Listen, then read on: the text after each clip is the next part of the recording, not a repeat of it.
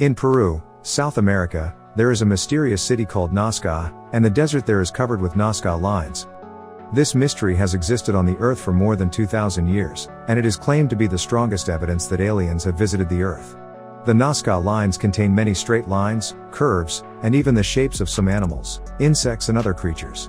More than 10,000 Nazca Lines have been discovered so far, covering an area of up to 500 square kilometers, and the longest line is more than 10 kilometers long. Because these geoglyphs are too huge, it can only be seen clearly at an altitude of more than 300 meters. If you walk in the Nazca Desert, you will not easily find these patterns at all.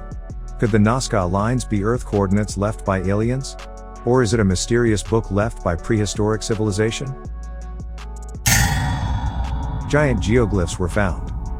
Paul Kosick, a history professor at Long Island University in New York, was the first scholar to do a serious study of the Nazca Lines. In 1939, he once flew along the Nazca Plains for topographical surveys. However, he was surprised to find some runway-like lines painted on the Nazca Desert. When Professor Paul Kosick announced the news, the Nazca Lines attracted the attention of the whole world. 1,000 pale lines pointing in every direction, like a giant painting. These lines are also mixed with many huge totems, such as capuchin monkeys, fish, spiders, hummingbirds and other giant geoglyphs. Later people named these lines as Nazca Lines. In 2013, a NASA reconnaissance satellite spotted some extremely long lines in Nazca. These lines are about 10 kilometers long, and despite the rough terrain they still cut straight through rivers and mountains. If you use Google Maps to search for the Nazca Lines, except for the patterns of small animals, other large lines can still be seen clearly. From a distance, these lines seem to be sketched out, but in fact, they are not at all. When people approached and looked at them carefully, they found that all the stones that make up the lines of the pattern were sucked away, and the lines were formed in the places that were sucked clean. The average width of these lines is about tens of centimeters, and the widest one is 10 meters. These giant geoglyphs include a 46-meter long spider, a hummingbird about 50 meters long, a 110-meter capuchin monkey, and a 180-meter lizard. The lines of the pattern are precise and never cross. Some patterns even depict details of animal organs that can only be found under a microscope. Until now, archaeologists have discovered thousands of such lines in total. The strange thing is that among these animal patterns, only vulture is local animal, while other animal, such as Amazon spider, monkey, whale, etc., seem to be out of place in this barren desert. Who drew these giant geoglyphs?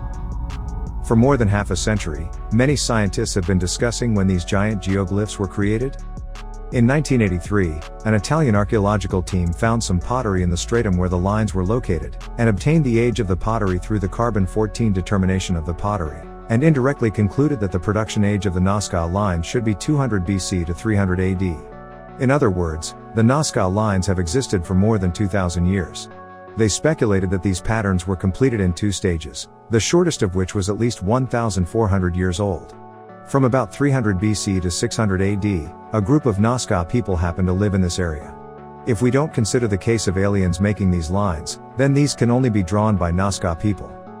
At the same time, the pottery made by the ancient Nazca people discovered by the Italian archaeological team in Nazca is decorated with some animal and plant patterns. The style of these patterns is very similar to the giant geoglyphs on the desert, so it can be judged that these giant geoglyphs have a high probability of being painted by the ancient Nazca people. How did the ancient Nazca people paint so many giant geoglyphs? Because the Nazca Desert is quite unique, there is a layer of black stones on top of the sand. As long as you remove the black stones above to reveal the white sand underneath, it looks like white lines. This may seem like a simple way to make it, but it's very difficult to draw lines or patterns of this huge size, which is one of the most mysterious things about Nazca Lines. People more than 2,000 years ago had not mastered modern flight technology, and the Nazca Lines were so large that they could not be recognized from the ground. So how did the ancient Nazca people design and make Nazca Lines without seeing the whole picture? Some people later thought that airplanes wouldn't work either, since they can't hover in the air to give commands. It has to be something that stops in the air. Alien enthusiasts wonder if it's a flying saucer? But it was immediately refuted by a group of scientists. At present, there are three mainstream inferences. The first theory is the high platform observation. Some people speculate that the ancient Nazca people made the lines by building high platforms and supervising them on the high platforms. However, people have never found similar relics of high platforms in the Nazca area, nor have they found large-scale quarries for materials. In addition, due to the drought and lack of rain in the Nazca region 2,000 years ago, there were no dense trees growing at all, and the ground here was mainly gravel, so it could not provide the required materials for the high platform. The second theory is flight observation. Woodman, the president of Air Florida, believes that the ancient Nazca people used some kind of aircraft to oversee the creation of the lines. In addition, many pieces of Nazca pottery and fabric show flying patterns, and legends of flying objects still exist among the descendants of the Nazca people. So Woodman thinks it's possible that the ancient Nazca people had a special flying device. To test this idea, Woodman used a material very close to that used by the ancient Nazca people to make balloons. In November 1976, the 26-meter-high balloon was finally completed. After days of preparation, Woodman and a champion balloonist took to the skies in an elaborate hot air balloon. In just a few seconds, they climbed 122 meters over the desert, but the balloon stayed in the air for just 3 minutes before starting to return to the ground. This short 3 minutes is obviously far from enough for the construction of the huge Nazca Lines. So, what would be the legendary flying object in the Nazca civilization? The third theory, proportional magnification, is currently considered the most feasible method. There was a German female mathematician named Maria Reich who devoted her life to deciphering the Nazca Lines. She speculated that the ancient Nazca people first completed the pattern design on the ground and then magnified it proportionally in the Nazca Desert. The straight lines that stretch for miles in the Nazca Desert could have been created using wooden rods as a reference for drawing the lines. Although Maria Reich's reasoning is very detailed and seems to be the most reliable one, several problems in Reich's theory cannot be explained. One is the inability to explain how those irregular patterns were made, such as the giant spider and the mysterious shepherd. The other is how to explain the production of straight lines that cross mountains and valleys, which cannot be accomplished simply by using wooden rods and estimating by sight. So why did they draw these giant geoglyphs? At present, the most scientific conclusion is that the Nazca Lines are a map of the water supply system drawn by the ancient Nazca people. Below these lines is the water system that the ancient people used for drinking and irrigation, and which was most valuable to the Nazca people. The Nazca region is always short of water, and the patterns on the Nazca Lines match the totems worshipped by the different families of the Nazca region.